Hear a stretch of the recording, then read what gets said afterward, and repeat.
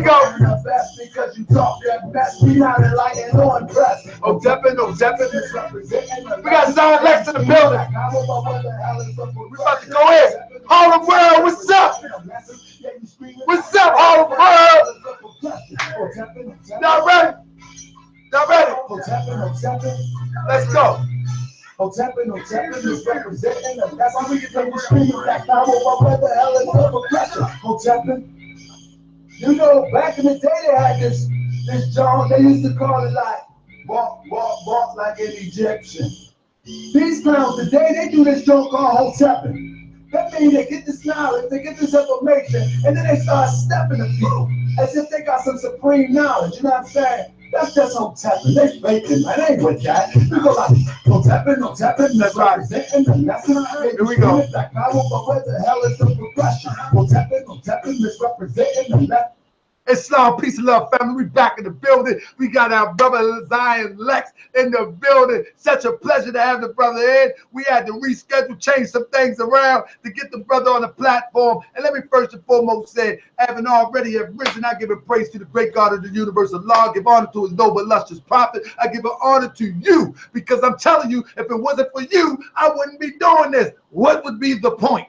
If it wasn't for you, you wouldn't. It wouldn't be no point for the brother Lexx to come on here. It wouldn't be no point for me to spend 2 hours trying to put a show together and then spend 2 hours to sit up here and talk to you about something. So I give honor to you because you could be doing something else. You could be somewhere else and doing something else. I give honor to you for that. But listen to this. The reason why I am so honored to do this show, me and Lexx, we met in NYC at him and brother Sharif did a lecture, and I think it was in Brooklyn, and we met up there, and we always say that we was going to do something on the platform, and we never got around the door, but I think this was the right time. You know, we always say in the Moorish Science Temple of America that even to the what we think is luck or happenstance deserve honors because nothing is by chance,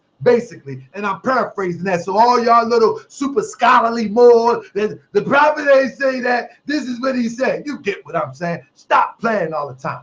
Anyway, but I was watching. I'm gonna tell you what got me. I gotta tell you what got me. Brother Lexx, he throws up some very interesting and entertaining clips, mostly of himself, and he always have a tendency to throw up these statements or remarks on his Facebook page or in Ali's man or wherever he posted, and he had me rolling. But this one that he threw up, it really didn't have me rolling. It had me questioning how sharp I was, because I think that I'm a critical thinker. But when I seen this presentation, and I didn't use his clip, I'm going to use the clip. It's the same clip, but I have cut it from the video. And I'm going to play it for you when he talks about the 32 confessions. They're missing the 10 commandments. There will be 42, but no, that's not, I'm just playing. Anyway, but I'm going to play it in a minute. But first, let me let my brother step in the building, introduce himself, and just come on in the building, bro. Come on in, Zion Lexx. How you doing, brother? Shalom. Shalom, shalom, shalom. I want to say shalom to you, my brother, to Harker Bay. Been a long time I've been trying to get on this show. It's been a while that we've been trying to do something, and as you said, everything happens, you know, not happenstance, but it actually happens, you know, according to his will, the will of the Creator. With that being said, man, I thank you for allowing me to share my views on your platform. I thank you for always being a stand-up brother in the community. I want to say Islam to all my Moors out there. Shout out to you. Peace, love, and much respect to you. A lot of people may not know the full length of my journey, of which I'm not going to give too much away right now. But from the years 1996 to about 2002, I studied heavy with a very notable Moorish group in Brooklyn, New York. A lot of people aren't aware of that. So with that being said, I've always acknowledged myself as a Moor. And coming up as a Hebrew, I think you already know where I stand on that. But a lot of people don't know that there are definitely a significant amount of Hebrews that consider themselves Moors as well. So when I say Islam to my Moors, that's no cliche statement for me. When I say Islam to my Moors, I'm saying Islam to my Moors. Thank you for having me on the show. Brother, most definitely, brother. And you know what? See, I know because I pressed your palm and I've talked to you face to face and look into your eyes, and I know that what you're saying is a fact. But we got to get straight to it. It seems to me that I call them Ho-teppers. It seems to me that the Ho-tepping brothers, and the reason, let me explain first to the people that don't know. The reason that I call them Ho-teppers is because they talk this Kemetic science or Kemetic information, yet they do not really practice it to the literal sense. What do I mean? I mean, they would ask me something about affairs being not of Morocco, but of Turkey, and why am I wearing a Turkish fez? But then when you ask them about them eating semen, and with all due respect, then it becomes a problem. Oh, no. You know what I mean? Oh, no. They can't take certain questions. And I watched the interview with my brother Zion Lexx with the brother Jabari, how he was getting bent out of shape. And I got some clips here. But let me share the first one that really caught my attention, and then we'll start off with this. Here you go, fam. Give me 1 second. To say, have not cursed the gods. I have not cursed the gods. I have not. All right, hold on, family. Hold on. Let me screen share this real quick, because I want y'all to see the face of this brother when the scholar Zion Lexx breaks this down. And I want y'all to really listen close. I know y'all gonna have a side chat, but I want y'all to do some critical thinking. The Prophet Obadiah Ali said, if I can teach you to think, you can save yourself. And that's why I really want y'all to pay attention. Here we go. Pay attention. 1 second. All right. Rob, my brother, I have not taken food from the gods. There's something that people are not paying attention to, that meticulous minds are paying attention to. This is a confession from the human being speaking to these divine deities about what they have not done against the legal code. But we still have not seen the original legal code. Let me say it again, because I'm sure people listen. The 42 negative confessions cannot represent the original legal code, because I have a degree in law from John Jay, so I understand what's called third-party testimony. Look at that look. Look at the look. Look at the look. Watch. Listen, family. The 42 negative confessions is... Now look at that. Now this item Ho-teppers, this that body language. Look at that body language. Look at it. Look at it. A person saying, I have not violated the code. Where is the original code from the deity instructing the human being that says, you shall not do this, you shall not do this, and you shall not do that? The individual saying that they have not done it didn't just wake up one day and get that thought in mind. It came to them from the deity they speak of. So what we ask those who think meticulously is, where is the original legal code from the deity to the individual, the human being, the man or the woman, letting them know that they are not to do this? That's number one. People don't pay attention. I actually do. Very simple. So I'm gonna let my brother Zion Lexx explain exactly what he was talking about in that, because that caught my attention real heavy. And what I got from that is, like, hold up. We look at the 42 confession. It says, I have not done this, I have not done that, I have not done this, I have not done that. But Zion Lexx says, hold up now. Where is the legal code, or as in the Old Testament, the commandments? Where is the law given from the deity, from the God, from the nature, to make you even resort to saying you haven't done what has been handed down? Come on, Lexx. Come on and help us understand what you were saying, my brother. So let me start off by saying this. I'm a very meticulous person.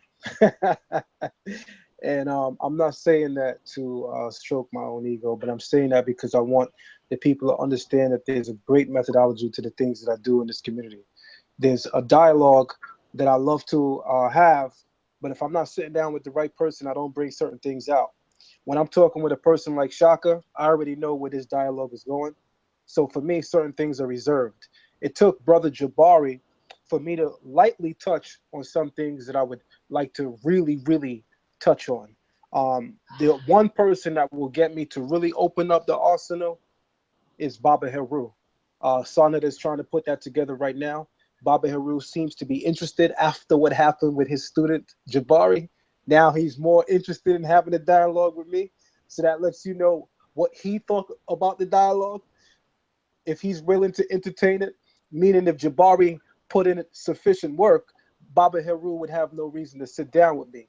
But to follow him, he's actually interested. So with that being said, let me start off by saying this. What I brought out that day went above and beyond a lot of people's heads. And I'm going to beg your listening audience to really pay keen attention to the words that I'm about to say right now. So follow me.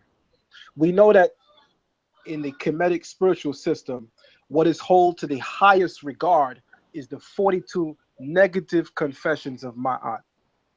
This spiritual system that represents the moral and ethic code of the ancient great kingdom of Kemet. We're not going to act like Kemet was small. We're going to speak truth. I'm not one of the brothers that needs to negate the greatness of a kingdom in order to get my point of view across. So we're going to put respect where respect is deserved. The greatness of the kingdom was in part due to some of the high moral standards that they definitely seem to have pushed to a forefront. They may have not practiced it perfectly at all stages, but nonetheless, this is what brought the people to a very, very high state. And as what we already know, there's nothing greater than moral and ethic codes to push a person or a society to its highest regard. With that being said, the negative confessions begin with this: I have not defrauded my brother. I have not robbed my brother. I have not cursed the gods. I have not stolen from the gods. I have not slept with my neighbor's wife. I'm going to stop right there without going through it all, because I want people to really, really open your minds for a second and think deeply. A negative confession is me saying that I have not done something. It's me exuding restraint. Whenever I'm stopping myself from doing something, I'm exuding restraint of character. With that being said, the people who are confessing in the judgment hall of Mayati, right? The people who are confessing to be in tune with this spiritual system via the idea that they never violated. Here's the first question that I want to ask everyone in the room. Pay attention closely. How would the individuals know that they are violating divine law without an original legal code from the nature to the people? In other words, no one woke up happenstance and just said, oh, I'm not going to kill because it's not right. I'm not going to sleep with my brother's wife because it's not right. No. From the spiritual system in Kemet, it is taught that their laws come from Maya. So if their laws come from Maya, we need to see a record of the administration of those laws from the deity Ma'at to the people. But we haven't. The only thing that we've witnessed so far is the negative confession. So I'm a person that I wanted to become a lawyer, so I went to John Jay College. I came out with a degree, but I never went and became a lawyer. But nonetheless, I learned some very crucial things about argumentation, and I learned some very crucial things about how the justice system works. And one thing that I was able to automatically see and recognize from very early on in looking at Kemetic history with regard to Ma'at was that this is a third-party testimony. I'm going to say it again. The 42 negative confessions represent a third-party testimony. What do you mean by third party, brother Zion Lexx? That's not a third party, because the person confessing that can't be third person. Well, let me shed some light on why I say it's third person. Ma'at is the one issuing the law, the divine feminine principle in Kemet. She is the one that is issuing the laws. When you die, as you pass the hall of Ma'ati, you are confessing in violation of one of these 42 laws before a different Netcharu. So the law comes from Ma'at, but on Judgment Day, you are confessing it before Netcharu. This is why I refer to the document that they have as their legal code as a third-party document. That's number one. Number two, I want you to pay attention to the implications of this. If the legal code in Kemet is a third-party document, the first question we would want to ask from the point of view of law is, where is the original document? The original document would be from Ma'at to the people, bringing them to the state of spiritual clarity and awareness that these things are in violation of divine law. In other words, no man can get up one day and decide what defies or violates a divine legal code. It takes the deity to come and spell out those things to man. With that being said, where is the record of the original deity administering those laws? So what I brought out that day was extremely unique in that I took the 42 negative confessions and I used them as evidence of the fact. I want you to pay attention to what I'm saying. I'm going to go slow and I'm going to say it again. I took out the 42 negative confessions of Ma'at and I used them as evidence of the fact that Kemet's legal code comes from a much earlier legal code, because their legal code cannot be an original document. Their legal code that they have, that they're pushing around as an original document, is a negative confession to a legal code that they have yet to produce. They have to first produce the legal code from the deity to the people, and then we can put some respect on them saying that they have the oldest legal code. So what am I saying all this to say? The very 42 negative confessions of Ma'at represent this fact. The fact that it's a negative confession and it's not a deity speaking to the people is evidence within itself that there exists a much older legal code than the legal code that they have. Should I bring it back again? Should I break it down a little more? You let me know, my brother. Brother, I think let me look at the chat real quick, because I think you made it plain and simple. I got people in the chat saying my brother Zion. Really, bro. According to Kemetic Guys, Moors are innate. What it do, big? Yeah. Brother, I think you broke it down. But brother, you also gave a presentation as to what the when you was breaking down the origin of God, and they tried to make a God, the God, sound dramatic. I think it was dramatic. Dramatic. Right. Yeah. And you broke down the origin of God, and you broke it down with the mathematics of the alphabets, brother. And it seemed like he was trying to cut you off, or it seemed like he acted like he wasn't getting it, trying to control the narrative as it relates to when you was breaking down the origin of the God. Brother, can you give us a presentation on what you was explaining so the people can understand the origin of God, my brother? Absolutely. So I want you to also pay attention to this right here.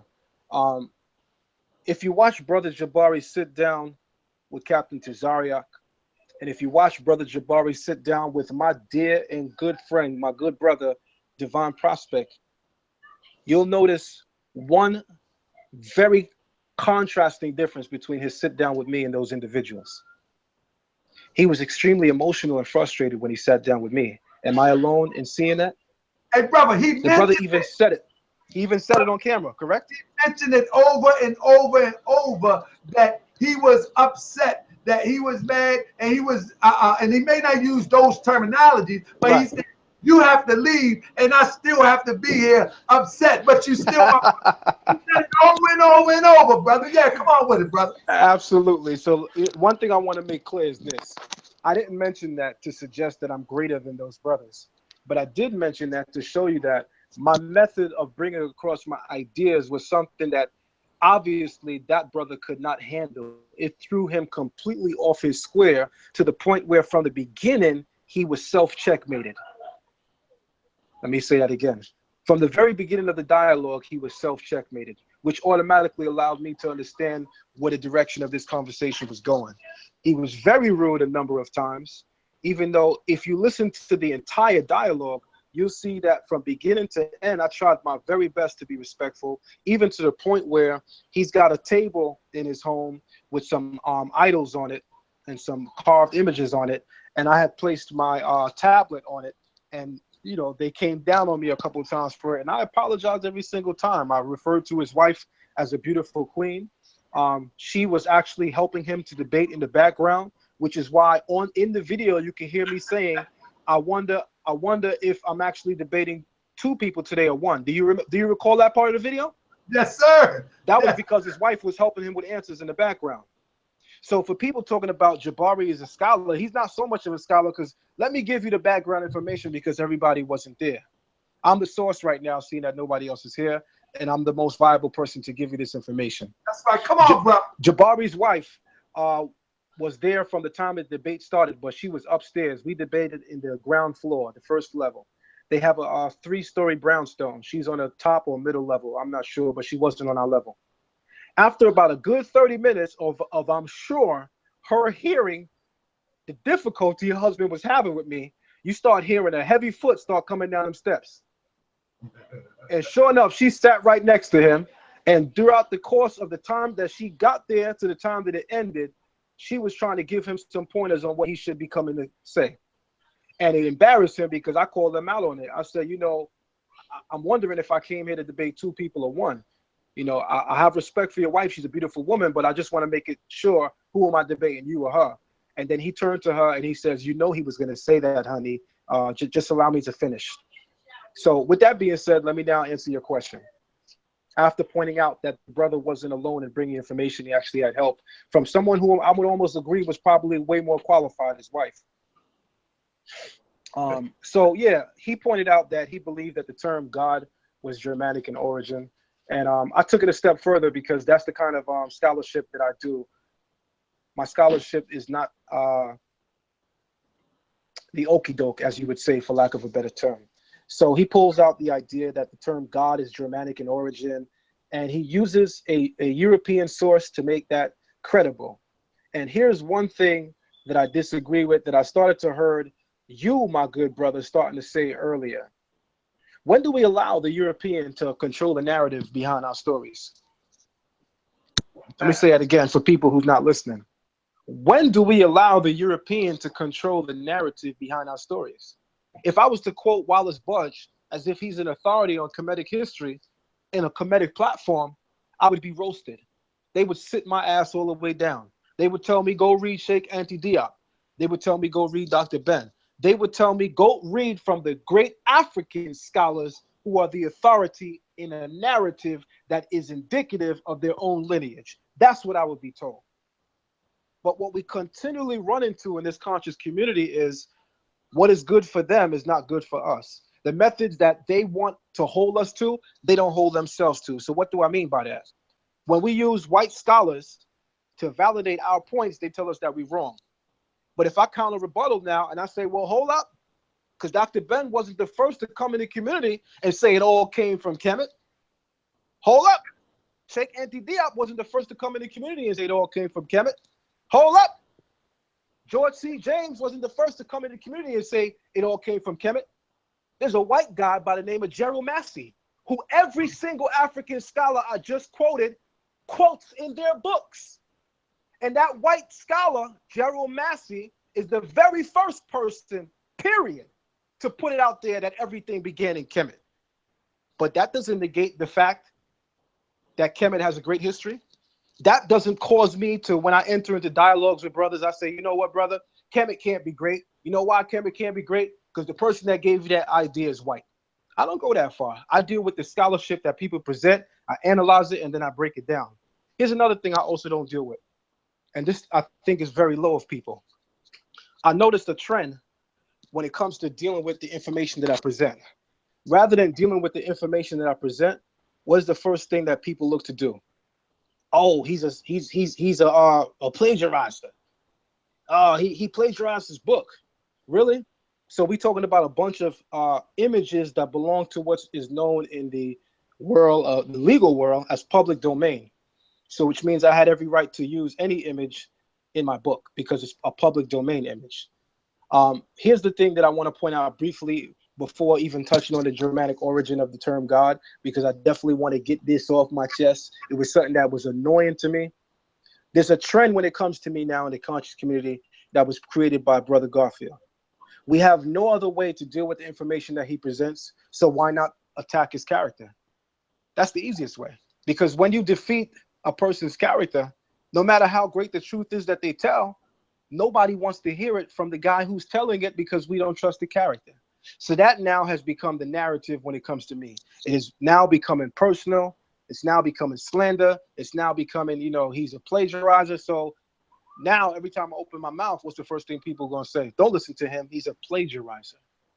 He is not reading and speaking his own words. He is speaking the words of another and not giving him credit. You know what's the scholarly thing to do in a dialogue? We first deal with the information that a person presents and show that to be true or false. Then you can go on to the other issues that you have an issue with. But the first point of attack should always be the information that the person presents. If you noticed, everybody who had something to say about my book has yet to actually critique the content within the book. You thought about that yet? Everybody that has something to say about my book has yet to critique the actual content in the book. So let me move on by saying this. Yes, sir. The term God is definitely not Germanic in origin. The term God was used in the Levant, and it was first represented in Aramaic. There's a term in Aramaic known as God, which would be pronounced G-A-D, and it would sound similar to how some people say God, but it's actually in the Aramaic tongue as God, with a strong emphasis on God, as opposed to the English, which is like God, or the Germanic, which is like God or God. In Marcus Jastro's Aramaic dictionary, the first thing that we come to consider about this word God, spelled Gimel, which is the third letter of the Hebrew alphabet that gives you the G sound, and the last letter is Dalet, which gives you the D sound. What we come to understand about that is that this word was used to identify some of the deities in the land of Canaan, as well as some of the deities in Babylon. And I'm saying Babylon and not Sumer because I'm talking about the period of Babylon and not the period of Sumer. So during the period of Babylon, which is much later, much newer than Sumer, and certainly during that same time in the Levant, there were a significant number of people referring to a power or a deity that was known or thought to have dwelt on a high mountain. They referred to that deity as God. This is 586 BCE, because we see it first referenced in the era of King Nebuchadnezzar of Babylon, which is 586 BCE. You don't see the term God or God people because, number one, you don't have no Germanic people in 586 BCE. So when we talk about the point of origin of a word, and then you bring me to a people who don't even exist when the word was fluent, then obviously you've made a lot of mistakes. Then obviously you calling yourself a scholar cannot be accurate and true because you didn't do enough homework. What you did was follow in the footsteps of a lot of the master teachers that you call masters that relied upon European narratives to confirm African history. But you disagree with them when they start painting white faces on that African history. But when it comes to us validating who we are, again, you take their lead and side with them. So this is the hypocrisy that the Asiatic community, the Hebrews and the Moors have always faced dealing with the Ho-teppers, is the fact that what they ask us to stand on, they're not willing to stand on themselves, which is called truth. So my brother, while you there, we got my good brother D-Red, the blue collar scholar in the building. Before we go any further, also we got my brother T-Shot. Hey, brother D-Red, anything you want to add or give pass to our brother Zion Lexx before we go any further? Yeah, man. What I want to say what's up to him, man. We used to get it in with them boys on Facebook back in the day, but I want to say that man, it was close up till he brought that the plagiarizing stuff up, man. And I'm gonna go ahead and jump into what I was saying before we had to close out the other show. Man, look, it's like this. Them dudes don't like you cats. Anybody that sit back watching people how the thing be going, they can tell that they don't like y'all, man. They don't like none of the Hebrew. They don't like Divine. They don't like Tazar. They act like they do. They act like they your partner to get you on the show for ratings and all that old carrying on. But man, look, when you go on them type of shows, you gotta know you behind the 8 ball. So you gotta expect not to get no shake. You know what I'm saying? A fair shake. You gotta make sure that you understand what you actually getting off into. And I think you could have handled the brother Jabari just when he was trying to say the laws of Ma'at was the oldest. All you got to do is take him to the code of Urkagina. You see what I'm saying? Then he's gonna try to take it to the Pyramid of Unas, but Pyramid of Unas it only mentioned the goddess Ma'at. It never mentioned the negative, so-called negative confessions. It never mentioned that. It just mentions the goddess. So that's a whole misnomer. The Ma'at was not until like 1350 BCE. You know what I'm saying? You had before that you had the code of Hammurabi. So I mean, you got the code of Namu. You had several legal codes before you even got to the actual 42, and they'll try to tell you, well, based upon your book, and you got to tell them that you don't even believe in my book, so you can't even use my book. You see what I'm saying? So it's certain argument tactics and certain historical references that I think you could have just smashed them on because the dude really don't know what the hell he's talking about. You see what I'm saying? Because these cats study what they call uh, the Negro Egyptian theory. That when you read the UNESCO thing that since they always want to talk about the consensus don't subscribe to that. You see what I'm saying? So I mean, if you really want to go and uh and break them down, you know what I'm saying? When they always want to talk about the consensus and archaeology don't subscribe to the Negro Egyptian theory in the first place. You see what I'm saying? So these are points that we got to start hammering home. And then second of all, my last point is we got to get them to understand that who is Jabari, and he's not even an authority on Kemet in the Black Kemetic community. Before he even have a dialogue with you, he need to be dialoguing with the Amara squad so they can get their doctrine straight because they don't even subscribe to what he believe in. So he's not even authority enough in the Kemetic community to even sit down with anybody on that level. He's not an authority. You see what I'm saying? So he needs to sit down with his elders. I would say he needs to sit down with Uncle Keck before he sit down with you and let Uncle Keck beat him up right quick. Then once Uncle Keck beat him up, then he can sit down with me, you, or anybody else in the Israelite community. And the last point I want to make, man, is I think that y'all need to stop meeting at these dudes' houses and start meeting on a neutral ground and a neutral platform. Because what's happening is they're able to control the narrative, edit the video, do X, Y, and Z, and before you know it, you looking bad. You see what I'm saying? They did it to Divine. They wouldn't let. I watched the Divine thing. He wouldn't even let Divine talk because because that's why you'll never see them come to your platform, Zion, or to a Kingdom Harbinger Ministries, or to a Maccabees TV. You know what I'm saying? Shout out to them dudes. You'll never see them come to ISUPK Harlem. You'll never see them coming to these people. The TMAC TV. Shout out to my boy Gadiah. They won't come to Taharka show to hold the debate or the discussion. It's always going to be them playing with house money. You see what I'm saying? And if everybody claim that they from the streets like they say they from the streets, you got to start looking at everything from a street perspective. You know what I'm saying? I'm not gonna go to nobody else's uh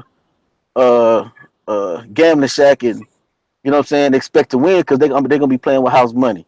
So I mean that's I gotta say I'll pass it off to somebody else.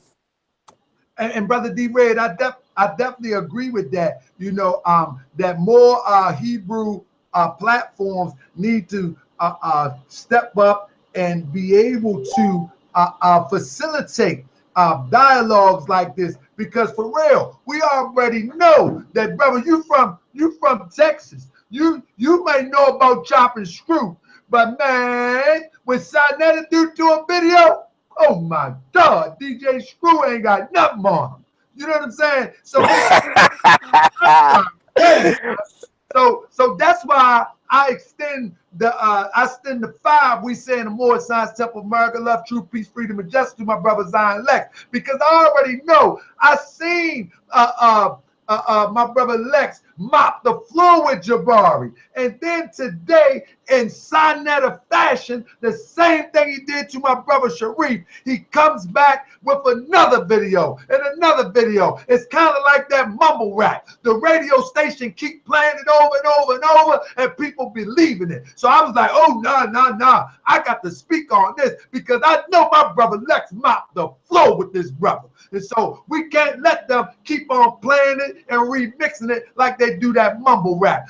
T-Duck. But check it out, Taharka. Check this out though. You know what I'm saying? You are, and I know Zion for sure. I know he know this. I know, like I said, me and him chopped it up before. But what I'm trying to get, what I want him to understand is that's gonna always be their trump card.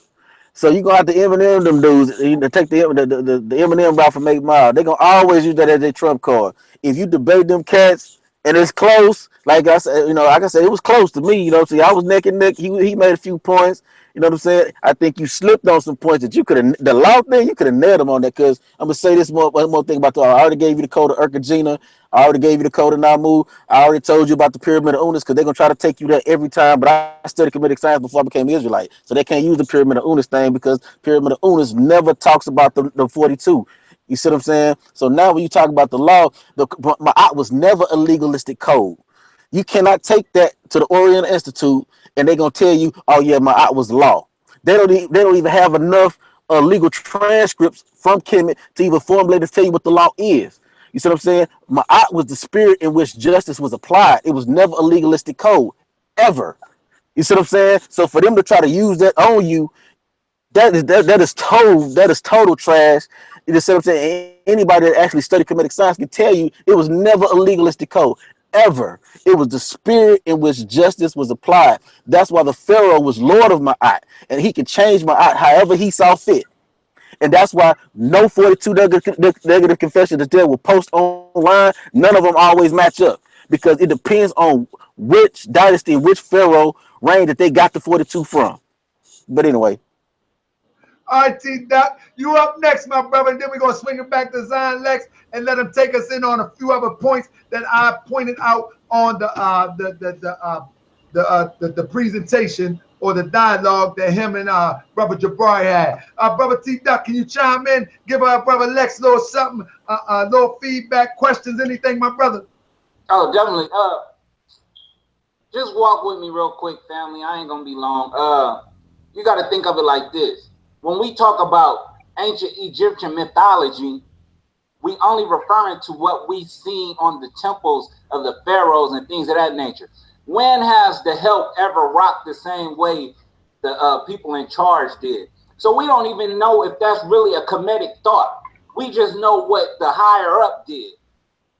And we know real Kemetic science is what those builders and that philosophy and that craft and the things of that nature is what made Kemet. But you'll never get that from consciousness because they don't know. They don't understand what is really Kemetic science. They think because they seen some stuff on the wall, that's only as far as they could go. But they don't know what actually made Kemet great. So my hats off to that brother for even entertaining something like that. And I just only encourage the people that believe in that Commission doctrine to investigate it further because you only been told to believe that that's what it is. But you got to understand that that's what the royalty did. What did the common man and woman do? How did they make it great? What was their virtues, their moralities? They wasn't working off no 42 confessions of my. That's just something you seen on the wall. Maybe they didn't even work with that. Maybe that's a poem or something. Like, we got to be for real. We trying to look at what happened way back then and then decipher it like we know. We got to cut that out. Let's deal with people that has been here, Noble Dry Leader be one, that actually we can. It's not that far of a distance between him and the teachings. Vice versa for the Hebrew Israelites. You know, we trying too hard to make stuff up to seem relevant when it's just mediocre information. That's it and that's all. All right, brother. I appreciate y'all, brother. Let's let our brother take it away. Brother Zion Lex. In the video, the brother he definitely was cutting you off. One of the times where he had the little shocked face is when you checked him on the origin of the god El, where he was kind of stunned that you trace El back further than what he presented. I wish I had the clip right here. So, matter of fact, hold on, stand clear. Let me see if I got the clip. Have a deep-seated appreciation for Africana studies with a particular focus in Kemetic, Kush, and I'm pretty sure more that you could interject and enlighten me upon in this moment. And with that being said, I also do too. And I also do too. I also have a deep-seated appreciation for Africana studies. My dad is a person who had a deep knowledge of Africana studies. He attended MWTv College in New York City. And I went to several lectures. In fact, I did this in John Henry Clark at 8 years old. And that was something I would never forget because the first time I'm seeing another black man speak as powerful as my father always speaks. With that being said, I want to say this to you. I will correct you because when it comes to Hebrew, you're not the authority anymore, I am. And you said that L means to go through. L goes through. You are absolutely incorrect. Unless you're going to give me a root word, of which I'm a linguist in the community. I'm an etymologist in the community. Not because I say so, but because I went to Touro College and that's what I became. A linguist in the Hebrew language and etymology. So when you say L goes through, I'm looking for something called, let me finish. I'm looking for something called syntax. I'm looking for something called grammar. I'm looking for something that called in Hebrew a binyan, which would represent the 7 ways Hebrew verbs are conjugated, and I heard none of those to establish your point. What I heard was what you said earlier, an air quote. But let me move on. I have no problem telling you that. You know, the Bible is so beautiful. It says that the end of the matter is sweeter than that we would only allow people to do. Watch this, With that man. being said, let me say this to you. The term El literally means power in the Hebrew language. And we know power in the Hebrew language to be synonymous with energy. Of which when we're speaking about energy, we're speaking about the masculine and the feminine principle. Hence why our Torah says male and female, he created them under his image of Elohim, which is just a title, because there is no name that can describe the creator who is the ineffable one. You cannot approach his essence is beyond investigation. So when we talk about names, a name seeks to define the essence of the thing that it speaks of. None of us are using enough of our finite brains to grasp that which is beyond infinity. So we deal with titles, of which L is one. And I'll correct you in first saying this. You said God is a Germanic term, which was cute, because it's a layman speaking. The term God is actually Aramaic. So he begins to go into giving you the history of God as he just did a few minutes ago. But when we start talking about Jabari mentioned that El means to go through. Brother, can you expound upon that just a little bit more for us? Yes, absolutely. But allow me to do a quick 60-second response to Brother D Red. Oh, yes, sir, brother. Take it away. The floor is yours, brother. Do what you do. Thank you very much. So to Brother D Red, I'm not sure if you're aware or not, but I actually did a presentation entitled Kemetic Mystery Schools Decoded or Uncoded. And I did part 1, and I even have a 2.0. In both part 1 and in 2.0, I addressed the fact that Kemet spiritual system did not begin there. It began with Kush. I began tracing it back to the oldest Kushite civilization, which would be the Sumerians. The oldest Kushite civilization would be the Sumerians. The Sumerians are not Semitic. The Sumerians are from the line of Kush.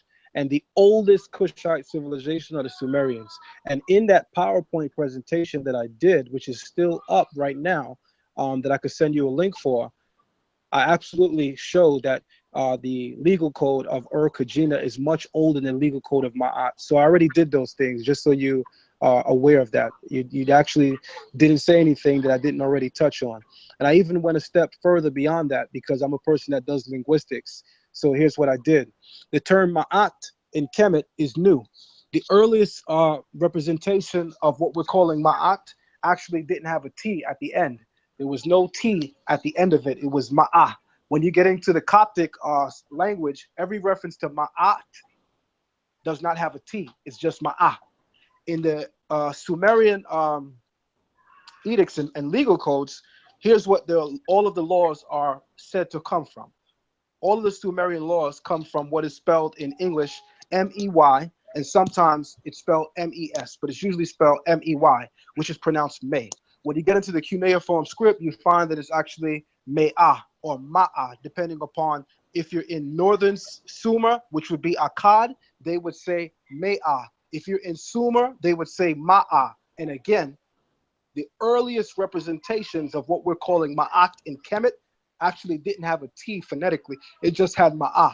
I actually provided a link, Asata Shakur, and I forgot the brother's name, but Asata Shakur did a lecture a couple of years back, and it's actually in part on YouTube, and some of it is on a website that she contributed to. And she was the one that actually brought out this information, which was powerful, because I was doing a study on Asata Shakur, and I came across this, and I was like, wow, this was deep, because not only did I come to realize that the ancient Kemets, the ancient Kemetu didn't refer to Ma'at with a T in its earliest renderings, but on top of that, the representation of Ma'at wasn't even female, it was male. And I shared that in that PowerPoint. I show you the male, where they're actually calling the male Ma'at. And it makes sense why Ma'at is the woman, because in the Kemetic grammar and syntax, the T sound represents the feminine energy or the feminine essence. So all the while they're selling us this idea that Ma'at is coming from the divine feminine, Ma'at is issuing from a feminine deity in Kemet. The oldest representation of Ma'at in Kemet doesn't have a T, or i.e. is not represented as coming from the feminine principle. It's actually earliest represented as coming from the masculine principle, and that's known as Ma'at. And I dropped all of that. And I showed you that the Sumerians referred to their legal code as Me'e if you're in northern Sumer, which is Akkad, and if you're in actual Sumer, which is the south, it was Ma'ah. The same thing they're doing in Kemet in their earliest renderings. So by far, I'm not new on the block when it comes to information. When I bring out information, I go extremely deep. Moving on though, let me say this. The information that was presented in that brief clip was definitely bogus. You know, he talked about L goes through. The first thing that you have to ask a person when they're trying to delineate the origin of a word, the first thing you want to ask them, if that word is not English, is if they speak or understand the language that they're trying to point you towards the origin of. Why is that significant? You can't sound as an authority when you speak about the origin of a word in a language you have no idea how that language works.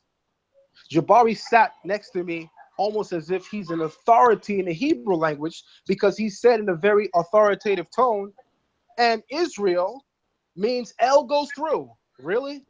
Find me anybody that knows Hebrew that has ever in the history of Hebrew said that. Ever. Where? But I'll take it a step further, because I believe in people who can bring unique views. It's quite possible he's the first person to see that. Demonstrate it. Demonstrate that you first understand how Hebrew verbs are conjugated, because he said L goes through.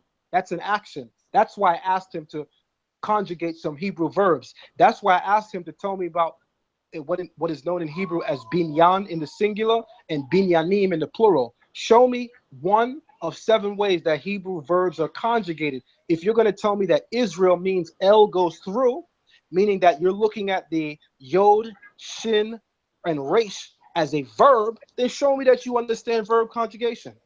But you cannot. So that automatically makes you no authority to make a statement like that. Number one, the first part of Israel is actually 2 ways of looking at it. The first way is Yashar, which is why you see some Hebrews saying Kam Yasharallah. And then you have some Israelites, like from my community, that would pronounce it Yisrael. The second letter in the word Israel is the letter Shin. Those who understand the Hebrew text or the Masoretic text of the Torah, we pronounce it with a sin. Sin. No SH, but SI, sin. That's why whenever you're reading the Masoretic text, it'll never say Yasharallah. It'll say Yisrael. That's why we always say Yisrael.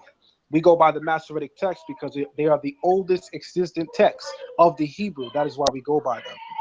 I haven't encountered anywhere where it says Yasharallah, but nonetheless, Yashar means straight or upright.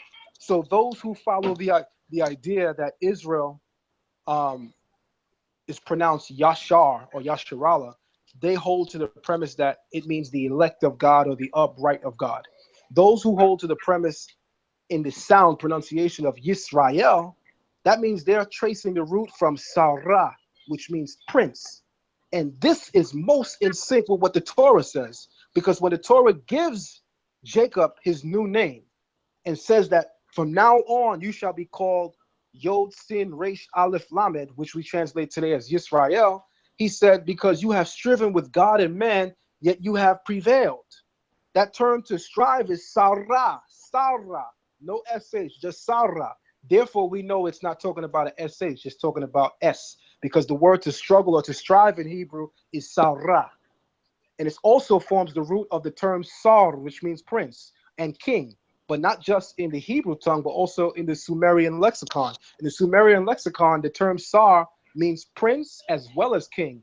In the Aramaic and Hebrew, it just means prince because we have a totally different word for king. But nonetheless, sticking to the point, Jabari is not an authority on the Hebrew language to arrogate to someone in the Hebrew community like myself what the word Israel means. One of the most prominent conceptual words in all of the Torah, the name Israel. You're not going to sit and tell somebody who has real training in the Hebrew language what this word means, and you barely speak that Kemetic language. Because if you notice something that I always do, no matter who I'm sitting down with, you can tell when a person is trained in understanding language, because you'll find a reoccurring habit. Every time they're expressing their views on a thought from the text, they'll always give it to you from the vantage point of the original language. Something that everyone knows is a starch selling sign of my work. You know, I always go into the Hebrew. Jabari is supposed to be a Kemetic grandmaster teacher. He was taught by Baba Heru. With that being said, he's supposed to know the Kemetic tongue. I didn't see him bring nothing out. And mind you, I was asking him on camera to have a dialogue with me where he can bring out some of the language that is used in the Per Em Heru, the book of the coming forth by day. And I would want him to take that language now and then show me where it correlates in the Torah, seeing that he said the Torah plagiarized from the Per Em Heru. I wanted him to take out that language. He said that he's unable to do that because the Kemetic language is not that simple. It would take much longer than a sit down. Basically, he's bullshitted his way out of demonstrating how much of an authority he is, even in the Kemetic language, even in the Medunetta. So I already took that as he's full of shit. He does not know the Medunetta, because if he did, he would have engaged me and it would have been no problem. I give much respect to Son Jetty, because at the Kemetic War Conference, myself and Son Jetty, you could ask anybody that was there, from Brother Garfield, who was not even an honorable witness because of the things that he has tried to do to me, which is just totally crazy. Nonetheless, he was there.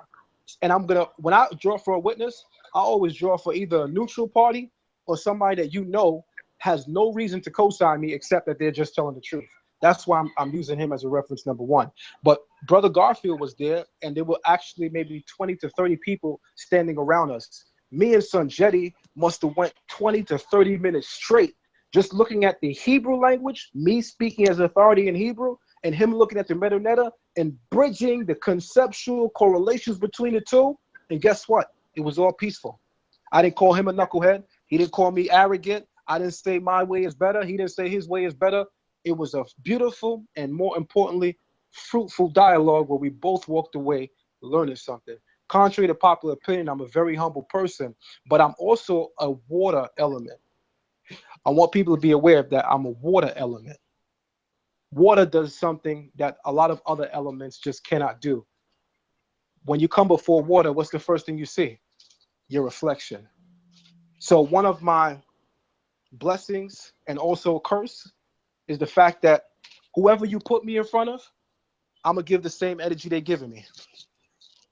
Brother Jabari and I were able to go a little further in dialogue because he's a little more docile and less hostile. with his language, even though his language was definitely demeaning. It was definitely low. There was times that, he was just getting a little crazy.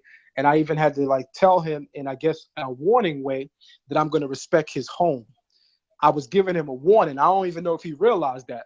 I said to him, I want to respect your home. Because he don't know me, he don't understand what I really meant by that. But I was trying to tell him, you need to calm down, because your house or not, this shit could go way different right now if you don't calm down. Said he know what it mean, I think. I think said he know. Said he definitely know what he mean. You know. I had to throw that out there, my brother. And hold on, we ain't gonna leave it at that. We're gonna take it a step further while we on. Said he know what it mean. Shaka hold on. Shaka know what that shit mean too. I had people that went online that was like, man, Zion, you talking all that tough talk because said he's like 5'1". That's why you was talking tough. How come you wasn't talking tough when Shaka was in the room? God is my witness, my children is my witness. Sarnetta was there.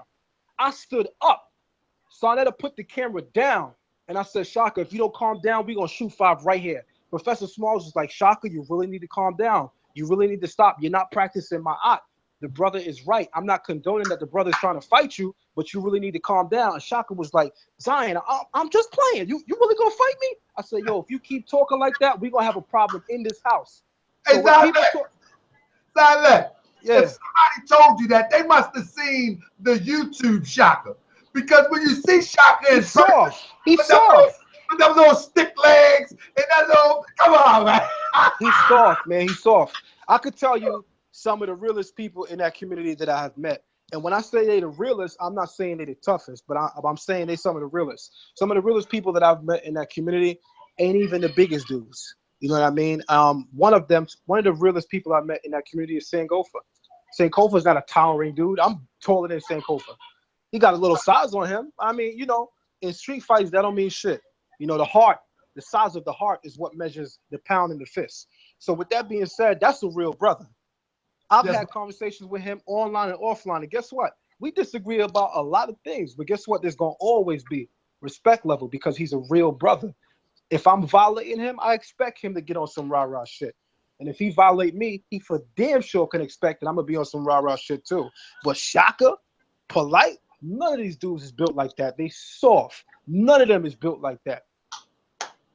Hey, bro, I can vouch for Sankofa. Man, Sankofa has some words on YouTube and actually on 125th. You know what I mean? But it never got to the point of the rah-rah thing. But you can almost feel the energy that Sankofa is a real guy. Yeah, he's a real brother. He ain't fronting, he ain't bluffing. You know what I'm saying? We do pop shots at each other on YouTube, but he's a real guy. And and one thing, another person I have to give props to is Crazy Sarnetta, because he talk all crazy and still go back on 125th like he ain't said nothing crazy.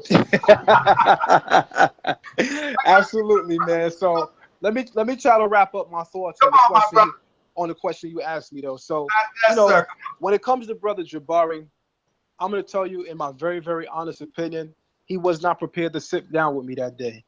I'm sure he was prepared to sit down with the likes of somebody from maybe ISUPK, with the likes of people from other Hebrew Israelite groups that he got real issues with. He's even said to me off camera, just like Polite has said, just like Shaka has said, you know what, Zion Lex? We don't agree with the Bible, but we don't really have a problem with our kind of Hebrews, because kind of Hebrew you are, Zion, you got love for Africa. And when we come at the Hebrew Israelites, it be for them demeaning statements that they make about Africa. So, yo, Zion, to keep it 100 with you, we don't even got a problem with y'all. I already know that. But as a brother, even though I disagree with ISUPK, I always put it on the record that man to man, person to person, I really do like Captain Tazariak.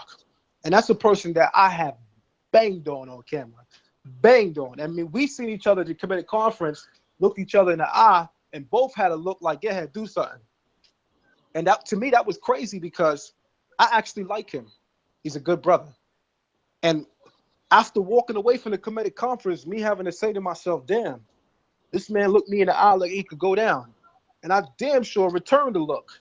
But you know what? What I mean by I damn sure returned the look is not so much that I would have been happy to go at it with my brother physically. But I still want to express the truth. We both sized each other up like, go ahead, say something now. We both gave each other that look. And when I mean, if I would have extended my left hand, I could have touched his jaw. If he could have extended his right hand, he could have touched my jaw. We was that close to each other at the Kemetic conference. And at that time, we was beefing hard. But it must have had been the fact that ultimately we both still understand that the Torah itself has a rule in place that brothers can't fight like that, period. You know, as much as I disagree with different Hebrew Israelite groups, I would bang on them because they're my brothers. I ain't banging for every Hebrew Israelite group. I'll tell you right now. They got a group out there called GMS that I ain't doing shit for. I would lead the charge and banging on their ass. But outside of that, you know, I don't really entertain that. So I had to put that on the record because when I'm speaking, I love to touch on things that speak to the moment and speak to the environment. So Brother Jabari is supposed to be a scholar in the Kemetic science, something that I sure enough didn't see him demonstrate. And to touch back on what my brother D Red was saying, he made some great points, but I just wanted to point out that not only did I make those exact same points, but I even went further than what you suggested I should have done. If you go back and check my video, Kemetic Mystery System Uncoded, I have 2 videos, part 1 and part 2. You'll see that everything you suggested, I already did and some. And that's not a shot at you, but I'm just saying that I'm very privy to the things that you were saying. In fact, I already shared them over a year ago. But to touch on something else that you said, you spoke about, you know, bringing up the fact that they didn't even have a legal system and it wasn't significant. I want you to understand this, my brother D Red. I'm a very tactful debater. There's no need to show and no need to show my full hand if we ain't playing the full game. I already know how long this dialogue was going to last, so there was several things that I kept to the side. Remember, both myself and Jabari never had an opportunity to discuss or even show our PowerPoint. The amount of stuff I was prepared to bring out that day would have broke down the Kemetic community seriously. You think that jab about the 42 laws of Ma'at was tough? The rest of the stuff that I had were questions that only people like Baba Heru should have been worthy to even answer. I'm going to end it there. Brother Lexx, let me ask you a question, brother. If you can help me understand. Maybe you know, maybe you don't, but I'm going to ask anyway. Where do these guys come from? Where did Jabari pop up and come from? How long has he been around? Because it's amazing to me, like, every time you, Brother Sharif, knock somebody down, here comes somebody else coming from in the back of the wing. Now they are the new authority. Shaka went around talking crazy against the Hebrews, against the Moors, and people say, oh, the Shaka did this, Shaka did that, but in actuality, Shaka talked cartoonish. He used crazy sources. Some of the stuff don't even add up. And then they go to the background, and now here comes the Jabari. Where did this guy come from? No, you're right. Let me first say this though, because you spoke about Shaka. Hands down, the Kemetic community say Zion Lexx lost that debate. I even seen a cheerleader come on the chat room on this channel just now when we began and say, "Oh, Zion, he lost to Shaka. Shaka ate him up already." Let me just point this out for people who are retarded. The topic of that debate, I still have the DVD that Sonata gave to me in Shaka Amos. So I still know what's the actual topic of the debate. The topic of that debate is the origins of civilization. Which civilization came first, Sumeria or Kemet? I certainly presented my views on that. That's my first introduction in the community to people seeing, wow, this is what Zion Lexx stands on. He stands on the idea that he believes that Sumer gave everything to Kemet that they have. All right, great. That's Zion Lexx's position. We could agree or disagree, but that was the first time I demonstrated that is my position. What did this retarded, pill-popping idiot do? He pulled out a reference to what's known as the Pentateuch, which is also known as the 5 books of Moses. The Pentateuch is a Greek term which means 5. And he pulled out a source that said that the 5 books of Moses can be traced back to Catholic monks and back in the Christian era, blah, blah, blah. excuse my language. Allow me to say this just this one time on your show. Come on with it, You, brother. you motherfucking idiot. What are we debating? Are we debating the origin of the Pentateuch, which is just the first 5 books of Moses, you idiot? Or do we come here to have a debate on which civilization came first? So let me explain why, even though I didn't provide, and I'll be honest, I did not provide enough chronology to establish and solidify my point. The reason why I could say this with confidence is not because I'm proud, but it's because I'm humble. A humble man is able to look back and say, you know what, I could have done something better. It's only an arrogant man to say, nah, yeah, I ain't have dates, but so what? I won anyway. That's not going to be me. I'm always a humble person first. I'll say I could have done better with my dates. But even with not having a greater chronological order, I still killed him. Why? I was on topic. I came there to debate whether or not Sumer predated Kemet. So what did I do? I went into the language in Sumer and the language in Kemet. I brought out linguists in Kemet and linguists in Sumer that all agreed that the Medunetta came from the Sumerian cuneiform. Did that, put that up on the screen. Then I went to the archaeologists. Most of the archaeologists I quoted are known for primarily digging in Kemet. And they agreed that what they found traced them back to Sumer. I brought that out. Shaka gets the mic, and what does he do? We're going to talk about the Pentateuch. Really? Shaka didn't go into the Medunetta to show that the Medunetta predated the Sumerian cuneiform. Shaka didn't go into archaeology to show that archaeology says that Sumer came much later. Here's what Shaka did. He went into a whole brief dialogue about the Pentateuch. Yeah. Then he comes and he says, oh, and Zion Lexx is crazy. Sargon, and you know, that's crazy. Sargon is not the time of Narma. So please sticking to the topic, which is proving whether Sumer came first or Kemet came first. This idiot opens up by having a debate with me on a topic we never agreed to cover, which is the origins of the Pentateuch. Let me chime in just for a second and hold your thought and bring it back. Yeah. Because I experienced the same thing. I was doing a video and a presentation to go over when Shaka was talking about the Moors and the god Allah. And he traced the god Allah back to the Sumerians, A-L-A, with like a hyphen on it. And he got it from this historian. I forget the lady name, but nevertheless, he got it from this historian. But anyway, I was going through 3 hours of video so I can go point by point. By the time I finished that video, getting to point by point, I had 15 minutes of video. The rest of the video was just talk and commentary. There wasn't no point in a 3-hour video except for 15 minutes. So actually, I know what you're talking about, where he takes something and he talks around and he just talks and talks and talks, and the whole point that he's making, he never gets to, and people think that's scholarship. I went through a 3-hour video and got 15 minutes of information. Hey, Talker. Hey, the first time I got blocked out of sign of the chat, he was going at the Moors about that chronology, talking about the Bible and stuff like that, and saying that the slaves, and I just hit him. I hit him with I started quoting from the book, what's the name of that book, by Dr. Lerone Bennett, The Shape of the Black America, from Dr. Lerone Bennett. I started hitting him with and destroying his whole presentation. Then I started quoting from Professor Smalls, using quotes from Professor Smalls, and all this, man, they blocked me out the chat.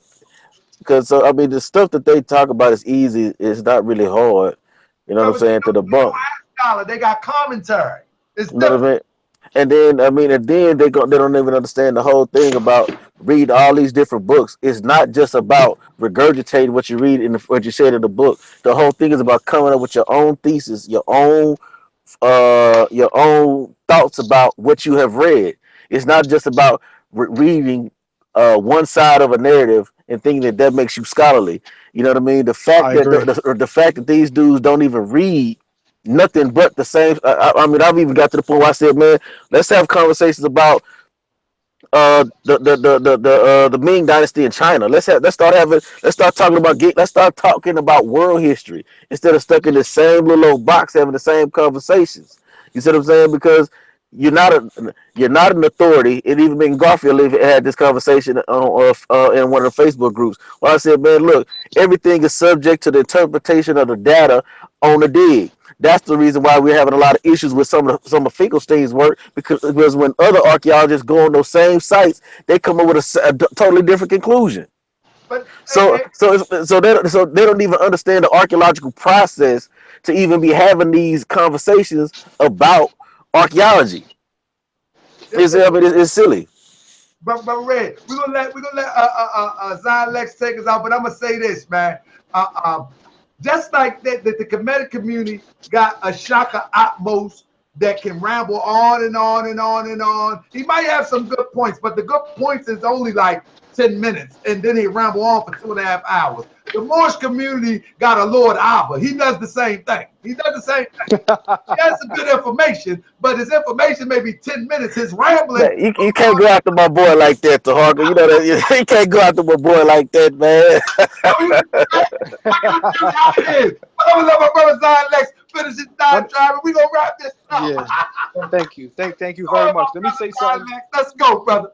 Let me say something in response to Brother D-Red. That was an extremely powerful point, and I gotta say, we haven't had too many discussions, myself and Brother D-Red, when we were on Facebook like that. We had some, but we haven't had really remember where you come from. And I have to honestly tell you, listening to you tonight, I could really appreciate a lot of the things that you're saying, and more importantly, how you're saying it. To me, you're showing a high level of scholarship, maybe something that I possibly even skipped over about you, because when we dialogued on Facebook, we didn't go so far as some of the things that we shared tonight. So I just wanted to point that out.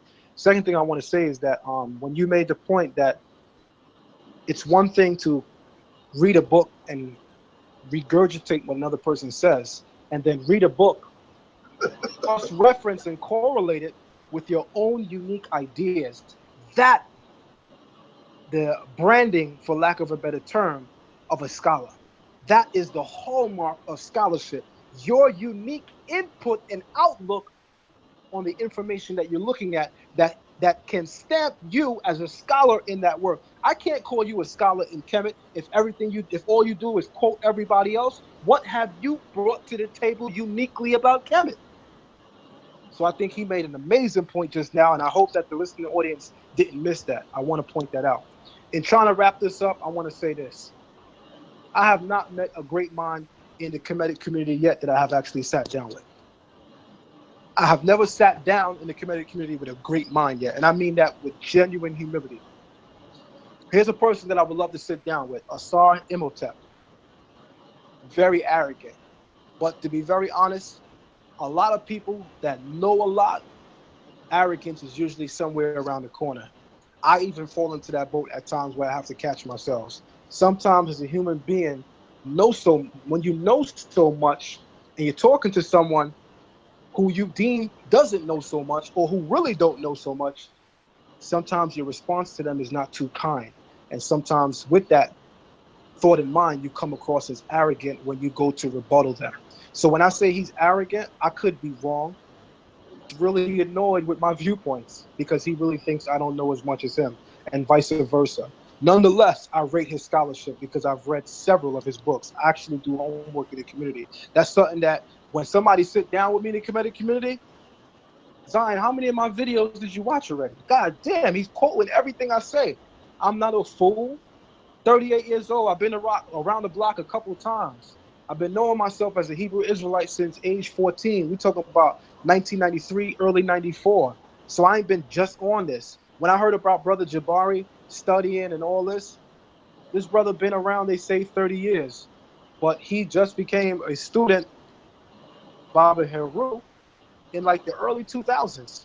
Brother, we was doing this around the time that Biggie and Tupac was running around as friends. So we're not new to this information. I've been doing this. This is before rappers like Kendrick Lamar saying that they Hebrew Israelites. Listen, the people from my temple was cool with Dougie Fresh. In Dougie Fresh's video, Keep Rising to the Top, remember he said, I said peace to my brother when I said shalom.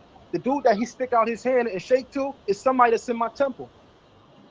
We've been around a very, very long time. We're definitely not new to this. A lot of these guys that they're posing to the community as scholars, are flunkies that are now stepping up because everybody else has failed. Yes, sir. So every time one of us Asiatics goes out and crushes somebody from the Kemetic community, they bring another great white hype. And I refer to them as great white hype because very few of them push a truly African narrative on Kemetic history, as much as they try to sell to you that that's what they're doing. Because at the end of the day, everybody that they're quoting as a verifiable, genuine source is all European. At the end of the day, they're gonna tell you that Dr. Ben trumps Dr. They're gonna tell you that Sheikh Anta Diop trumps Budge. They're gonna sing all that to you. But at the end of the day, and watch who's up on that screen, who they quoting. They ain't quoting Dr. Ben. They're gonna be quoting Budge. They ain't quoting Sheikh Anta Diop. They're gonna be quoting Mercer. They ain't quoting John Henry Clark. They up there quoting James Henry Bested. Pay attention to what leaves their mouth as opposed to what they put on the screen. Zion Lexx, brother, let me say this, brother. I would love for you to come on the channel and do a presentation, brother, of your choice. You know, I know that you are the type of scholar that people will benefit and walk away with something very valuable that they can use in their everyday travels and life. You understand what I'm saying? And I would love for you to come on this show. I don't want you to get an imbalance,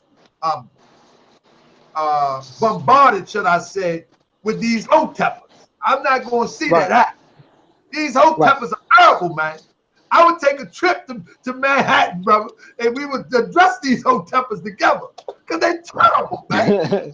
They terrible, man. Yeah, so I want to extend the 5, brother, that anytime that you're ready, our chat look pretty good, brother. We done brought over 100 people into this chat, which is a pretty good number that we can get this message out, that it won't be one-sided on the side of these phony Ho-teppers using all this European, and I say it's a European type of Egyptology. This is not no Kemetic as they try to make it relate to our people. This is Egyptology at its finest. But come on, brother, take us out. Hey, I want to say this though. Come on, brother. The thing we gotta understand is Jabari is a different Kemetic guy than the Amarat squad. He believes in Kemetic orthodoxy. You see what I'm saying? He subscribes to the concept of all the gods represents a part of the divine oneness of the one deity. He's not a Kemetic reconstructionist like the Amarat squad, which they say that everything is nature. You see what I'm saying? So, and at this particular point, and I'm gonna keep hammering this home, he's not even the authority enough to even sit down and have a discussion with nobody. Because at this particular point, the Amarat squad has been branded the authority on Kemet. So until he need to deal with them before he could try to deal with somebody else. You see what I'm saying? Because at this particular point, they're looking at him like he's pseudo. You see what I'm saying? So at this point, he need to deal with them because according to them, he's pseudo. You know what I'm saying? They're not even respecting his scholarship. You see what I'm saying? So what I'm gonna start doing is the same way they try to pit this against that, nigga, deal with your household first. There you go. You see what I'm saying? Deal with your household first and start it. Let's see who come out on top with that. And because the champs is over here. So you know what I'm saying? So until y'all willing to do that, and that go for Dagger Squad too, until y'all start cleaning up y'all own house, you know what I'm saying, and start deal with who right or who wrong on this. Does the Kemet actually believe in God or do they believe in nature? Deal with that subject. Let's see some shows on that subject. You see what I'm saying? Instead of bringing up the Bible all the time, because what it goes to show you is you ain't nothing without us.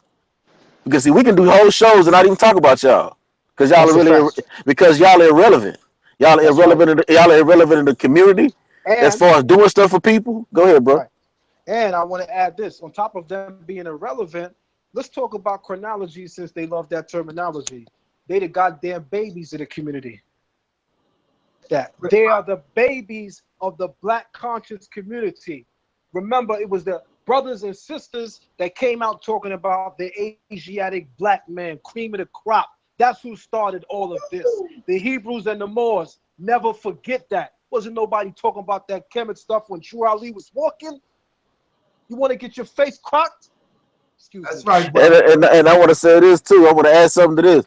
Let's not forget, you know what I'm saying? And I'm not even a Christian, but I gotta shout these dudes out. If you rocking that RBG flag and you bang on that Bible, nigga, we taking that mug back. Because at Take that this, shit back. because at this particular point, you're a misrepresentation of Garvey. You see what I'm saying? That's right. Because That's right. Garvey would have had your head. He didn't create the African Orthodox Church for nothing. You dudes is frauds and you fakes and you try to make the RBG's flag synonymous with Kemet, and you can't do it. It ain't gonna Can't happen, do it. and it's not gonna happen on my watch. It ain't going down like that. You niggas is frauds, and you boys is fake, and you dudes is not about unity. You know what I'm saying? So at this particular point, man, it's a declaration of war. You know what I'm saying? Orders of operation, nigga. D-Red, I salute you, brother. I ain't gonna lie. Baby gets I know the brother for a little hot minute. Definitely on it, man. He's definitely on it, man. You said a lot of things that resonate deeply. That RBG flag don't belong in there. The day that I had to sit down with Seti, one of the things that you remember about my apparel, I had on an RBG scarf around my neck. When Sonetta and Seti rolled up, Sonetta said, man, see, he only wore that because he know we're going to be on camera today. He got on an RBG scarf. I said, when Marcus Garvey spoke about the RBG flag, it was under his main theme and slogan, one God, one aim, one destiny. That can't apply to Kemet. How much Nectaru you got in Kemet? Get out of here. Woo! Garvey spoke about one God, one aim, That's right. one destiny. That's common sense. We are never going to unite until we center our God consciousness first. Because what Garvey achieved was great. He put so many diverse thinkers in one room. His greatest challenge was, all right, we all in the same room. That was his greatest challenge. Because what you saw, once everybody got in the same room, you saw the division start to seep in. Everybody thought that their way of taking the movement to the next level was greater. And that became the downfall of the movement, on top of the fact that the government was already tapping into those divisions that were already in place and making use of it for their own benefit to further sabotage the movement. Again, as Julian Garvey explained when he came to our congregation in Brooklyn just last Sunday and Saturday, as we celebrated 100 years of the life of Rabbi Matthews, somebody who was a dear friend and confidant of Marcus Garvey. Marcus Garvey's son, Dr. Julian Garvey, sat in our temple just last Saturday, and he said, things that bound and knit my father to the Hebrew Israelite community and movement was the fact that they had their God consciousness centered. They understood that we will ever go through as Black people, it was always the idea that we had a God consciousness that centered us, that put us in an immovable place to where the entire world could be topsy-turvy and we are standing still without anything moving us. We're not going nowhere. And that not going nowhere, that indestructible spirit is some of that spirit that I put on that goddamn stage at the Kemetic conference when I walked at that stage and I looked at all of the goddamn wolves in the audience and they said, yeah, Zion, you coming to the Kemetic World Conference? I said, you goddamn right. When you put a lion in a den of wolves, the wolves, all the lions see is food. Hey, I want to say this. For anybody that don't like what I said, Garvey was propagating the scriptures. So that people, the whole notion that he was telling folks to stand down and not represent the scriptures, go read the book. Garveyism as a religious movement. It says the institutionalization of a Black civil religion by Randall Burkett. You guys don't know what the hell you talking about. You guys ain't done enough research, man, to even be sitting in a room talking about stuff y'all don't know what you talking about, bro.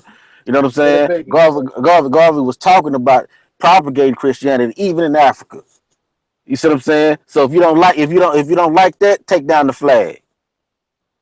Look, I want to let my brother Lex close out, but I want to add this real quick. We got Lexx Vortex in the building. Lexx Vortex is in the building, and he had the nerve to say that he want to hear me say that the quote unquote black churches run the conscious community. Well, for one thing, if you are in the black quote unquote churches, you're unconscious. Let's take it away, bro. Hey, I want to say one thing before Zion go in. I think what Lexx is saying, you know what I'm saying? Because I've been trying to get folks to understand this. I think what Lexx is saying is not necessarily the churches now, but the church that spawn groups like the Deacons for Defense. I think he's talking about the churches that spawn a brother like a Bishop Henry McNeil Turner. You know what I mean? I think he's talking about a church that would spawn a Marcus Garvey. You know what I'm saying? That would come out of the black nationalist churches like the Shrine of the Black Madonna down here in Houston. You see what I'm saying? I think those are the type of churches that Brother Lexx is talking about, and I think that's what he's representing. Yeah, I get what Zion. I mean, not Zion. I get what Lexx Vortex is saying, but Lexx Vortex, let's be clear, man.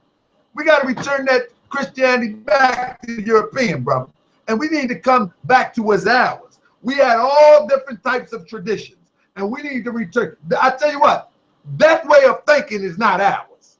I'm talking about the way that you think, like to turn the other cheek. The fat man coming to bring you some gifts. What else you want to do? You want to put blood all on, drink blood with the wine and the cracker, and I mean they flip the script a little bit, just a little bit, and we need to let some of that stuff go. You know what I mean? We need to let some of these things go and get back to the original. If you want to get to the original, then you might want to get with Zion Lexx or my brother D Red. You know, if you want to go somewhere else, Moorish, you come over and holler at me, holler at Brother Sharif.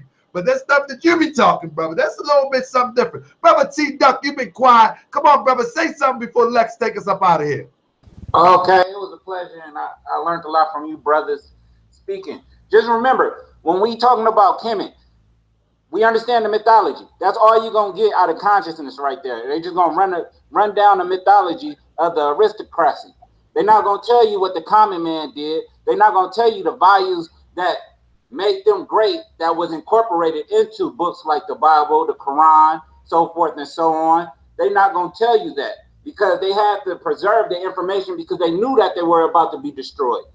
But they don't believe in God, so they can't teach you this stuff. They don't understand this stuff. They don't understand the morality of the liberal arts and everything that came out of Kemet. They don't teach you this stuff. They just stick with the mythology and have you believing in 50 million gods. These brothers lack scholarship. Like the brother said, they third-party presenters. That's what I'll call them, 3PP, third-party presenters. That's all they do. The real information is in the MSTA and in the camps of the Hebrew Israelites because it's closer to now. You know what I'm saying? You can actually see it. It's not as old. It's not the antiquity in it. Still allows you to be able to research the information and find out if it's false or not. And the way you value an institution you in is by the works. And we see the brothers in both of those organizations doing the works. While we see the brothers who claim to be Kemet and all this, not so much. They either begging what they hand out, they have no ability to circumvent their desires, they hanging in neighborhoods nobody I know or would condone to be in. It's just too much bad stuff, bad juju going on with that. Is because they leave God, they took God out for a reason, so that they could do all this wild stuff. Think about it, people. So the next time you talk to one of these so-called professed commission teachers, say, okay, I got a grasp on the mythology. Can you please explain to me the real commission science, the stuff that made them great, the stuff that made them able to build pyramids and things of that nature, their value systems, not something you just seen on the wall and you equating it to all Egyptians. Cut it out. We got posters now. And today we got, what's them things that when you driving down the highway, you see them up there? Billboards. So that's just like if we all died and 1,000 years from now, they see these damn billboards and they equate it to, this is our philosophy, this is what we are. See what I'm saying? We got the game messed up. Don't let them Just stay away from them and get with people that's really trying to make you get further in life. It's now peace and love. Let me get this question to Zion Lexx, and he'll take us out the door, man. I appreciate y'all, brothers. I really do, man. This was a great show. It was an excellent show. Better than great. It was an excellent show. If that's better than great, whatever the case may be. But Zion Lexx, somebody asked, and I'll let you take it away with your answer. Somebody asked, will you be debating Infodici? And then you can just take us home from there, and we'll close out, my brother. No, let me say this in reference to whether or not I'll be debating Infodici. Not only am I willing to debate Infodici, but I want to say this. I'll only debate Infodici if Infodici is given the PowerPoint, is guiding the slides, and Polite is videoing. Bring all of your great presenters in one building and watch me go to work. None of them can handle me single-handedly. And the greatest mark that I would love to make on the community is showing that you can sit down 3, 4, or 5 of the great master teachers and clean them up with easy work because they're none of them real scholars. With that being said, I've called out Infodici already, and let me give you the official word on that. Brother Reggie went on record saying Infodici is smart, but he can't debate you. He's not a debater. Shaka Amos went on record and said Baba Heru is a very smart man, but he's not a debater. That's why we prefer to deal with you. Plus, if you make our scholars look bad, that's not going to look right on the community. That means that they're telling you that they fear that at least me would be able to take out their top scholars. That's what that says. Sarnetta has told me every time I asked him to bring me Infodici, come on, brother, why are you picking on the old man? They forgot more than you know. Hang with you in no debate. And I ain't even saying what you know is right, but Infodici can't hang with you. Guess what? That's a cop-out. Infodici is way more smarter than these idiots that they're putting on these cameras. Baba Heru is way more smarter than these idiots they're putting on the camera. But more importantly, those guys are more honest with the information in Kemet. That's why I want to get to them. I want to get to the Grandmaster teachers because what I'm learning as I'm climbing this pseudo totem pole is that the higher up you get, the more honest the teachers get, meaning that they're able to tell you things that a lot of these younger guys straight up lie about. So we're getting a little higher now where Jabari is actually talking about Kemet worship a supreme deity that was over all of the other Necharu. I got the video. I played it for Jabari and he was like, where did you find that video? I thought I deleted it. I said, once it's on the internet, you could press delete all you want, but I got it. I got Jabari on camera saying that the ancient Kemites believed in a supreme deity, and what they're calling today Necharu were all manifestations of the one true God. When you speak to Baba Heru, he says the same thing. And when you speak to Infodici, they say the same thing. It's only these new geniuses on the block, Brother Reggie, Polite, all these pseudo guys. And you know who Brother Reggie is? Since I got his name up there. Anybody ever seen that movie with Spike Lee, Do the Right Thing? Brother Reggie is that guy that was like, Mookie, Malcolm. That's Brother Reggie. He's an idiot, a complete idiot. Sharif Bey, I mean, let me just leave that alone. I'm gonna try to close out the show with some peace.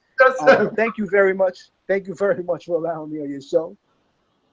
The listening audience for allowing me to be heard. My aim today is not to win any new followers. My aim was always to speak truth. And when you speak truth, you usually lose people. So whenever a speaker comes with the idea that, I'm gonna gain some new people, I'm not sure what you're telling them, because we don't live in an era where speaking truth causes more people to follow you. When you speak the truth in our era, most people want to get away from you because the truth hurts and a lot of us shit stinks. By that is, I didn't come on your show with the idea or aim that I'm gaining a new audience or a new following. I'm coming here to speak truth. If I gain a new audience, that would be a great thing, but I'm just here to speak the truth. And the last thought that I want to close out with is this. The 42 negative confessions, I want you to understand clearly you are not looking at an original document. You're looking at a third-party testimony to a legal document that they have yet to produce. In other words, the 42 negative confessions are evidence within itself of a much earlier legal code that Kemet cannot produce, because they are not the authors of any legal code. With that being said, thank you very much for allowing me your show. Brother, I appreciate you. I love you, bro. I love you, brother D Wade. I love all the family in the chat, man. And at the end of the day, man, we trying to build, man. So I hope you do gain a new audience, a new following, and a new a group of people that is interested in your scholarship, because you are a jewel in our community. You are a treasure in our community, and only those who have studied your work will really understand it.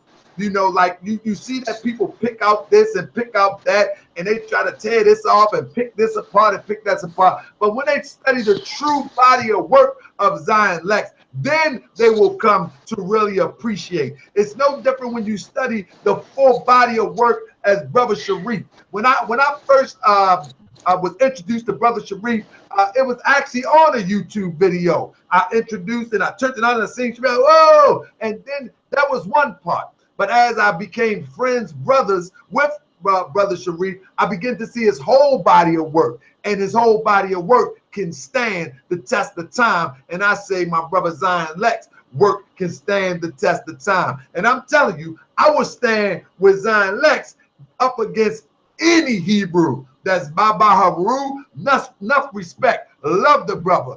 That's Mfudishi, enough respect, love the brother. You have to know that I love something about the Kemetic science as it relates to the Nile Valley. My name is Tahaka.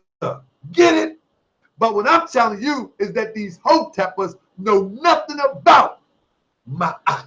They know nothing about balance. They know nothing about that love that comes from deep within. They know nothing about that unifying thought. That's why they go attack Moors. That's why they go attack Hebrews, because they don't understand that truth is but one. They don't understand that, and they're going to continue to have that European way of thinking that you saying this, so I'm going to attack you, as opposed to trying to make or trying to understand how things are really one. Brother Tahaka. Yes, sir. Let me say this. The very first time that I met Brother Polite, we had a very lengthy dialogue. The second time that we spoke, he said, damn, met me to now, you damn near hate me. What's going on with you? I said, I got some real issues with you. He said, all right, tell me. I said, here is the most outstanding real issue I have with you. I said, brother, you go around attacking every facet of the Black conscious community, from the Hebrews to the Moors to the Muslims, the God body. Every Black conscious community that emerged in this country, you have attacked. He said, okay, that's good for edification. I said, well, you can call it edification if you want. I said, Polite, if I close my eyes right now and I listen to what you're doing, I open up my third eye to your actions, how does one differentiate you from the FBI?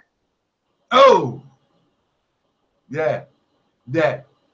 I'll close with that. Hey, brother, and I got a show coming up, how to spot a sellout and account COINTELPRO, because it doesn't mean that you actually getting the check cut, but you have to spot how they move so we can get out the way. You know, that's right. And I feel you, brother. I definitely feel you. But with that, we're gonna close out, brother. We're gonna do this again real soon, brother. Anytime you ready, and we need to put some steam up in the air. We need to blow some steam, brother. Brother, you always welcome to the platform, brother. And I'm telling you, we're gonna use these Ho-teppers. We ain't talking about the true believers in the Kemetic Nile Valley sign. We're not just talking about them, those that got their heart in it. We're talking about the Ho-teppers. We're gonna use them as crash dummies. I mean, yeah, we're gonna put them in the car. Bam! Bam! We ain't talking about those who will give their life for it. We talking about those that want to sell a few rocks that they picked up around the corner and talking about they gonna heal you. We talking about them Ho-teppers. Them That's right. That's right. So with that, we say peace and love, family. And I tell you, man, continue to watch Moorish World TV. We're going to bring you more great programming such as this. Shout out, shalom to the Hebrew Israelites. I always have my Hebrew brother D-Red on here. Now I got another powerful soldier, Zion Lexx.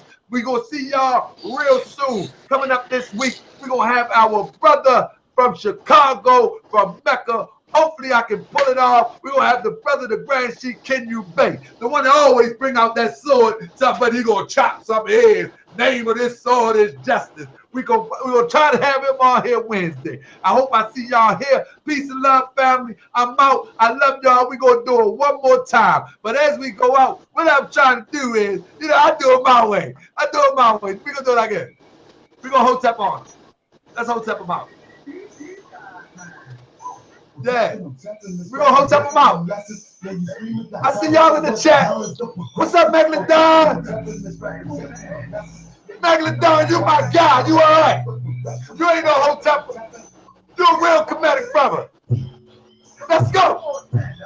Ho-tepping, no-tepping, just like you braid your face. You keep screaming back power, you ain't busting the grave. Silly said he be yelling, he do a whole lot of cussing. He be talking all loud, but ain't saying nothing. Tell you bang on the beat, cause ain't no bang in the streets. Yeah, he bang on the mic and charge you for a seat. Yes, people they say and then people how they roll. Shaka put on his makeup and said he powder his nose. Yo, you gotta be kidding me talking about my fans. Hey, hey, we call him Remy and Coke. I mean, them boys are a joke. I wish they would step to me and I be going for broke. Oh yeah, I talk with aggression, prefer to stick to the lesson. That's right. It's love, family. I know they only Ho-tepping. Yeah, they fake with the lessons. They be talking That's right. But where the hell is the progression? Ho-tep. Megalodon, you ain't no Ho-tepper. Some brothers that follow the true Kemetic way and have their heart in it, that's gonna give their life for it, they ain't Ho-teppers. We talking about these fake Ho-teppers. Let's go. Ho-tepping misrepresenting the lessons. Yeah, they screaming black power, but Where the hell is the progression? Let's break it. Hey, we're gonna break it down. Let's break it down. Where the hell is the progression? Ho-tepping misrepresenting the lessons. Hey, black power, but where the hell is the hey, Ho-tepping. Ho-tepping. Check it out. Yeah, they screaming black power, But where the hell is the progression? Sinetta, you know better than the testimony. Hey, I say, Sinetta, you know better than to testimony. I think I told you before, but look what happened to your boy. Here we go. And look what happened to your boy. And then you got this neighborhood queen up in my scene. We do a mustache, so you know what that means. Low self-esteem and got something to prove. That's right, I love Jesus. I got nothing to lose. I put my life on the line and I'm wearing my cross. The Jesus that I come to love, walk like a boss. Ah! Hey! Hey! Hey! You should be mad at the teacher. He took you all the way to Kemet and he still couldn't reach you. My prophet, he was born in the state of NC. I was born. Come give him Islam, son. You can't leave NYC. Come Islam, the people. You can't talk that mess. Come on. Come on. Come on.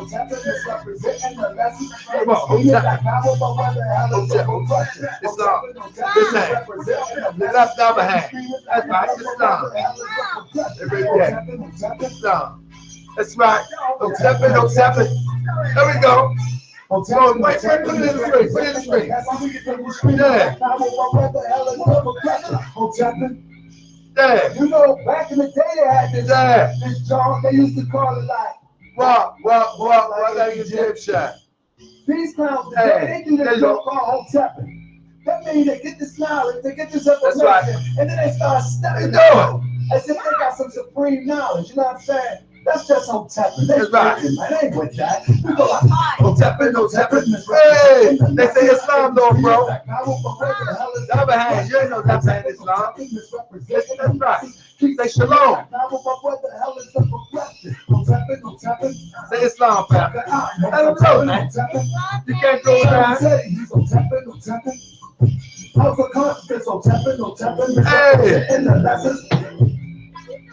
Ho-tepping.